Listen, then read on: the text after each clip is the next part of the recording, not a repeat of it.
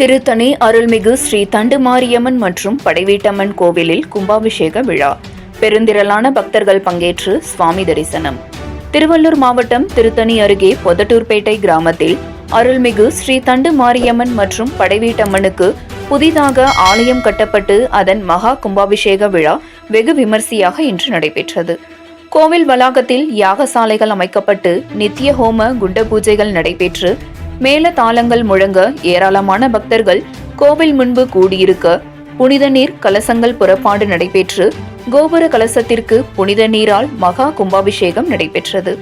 இதில் ஏராளமான பக்தர்கள் கலந்து கொண்டு கோவிந்தா கோவிந்தா கோவிந்தா என்று முழக்கங்கள் எழுப்பி சுவாமி தரிசனம் செய்து வழிபட்டனர்.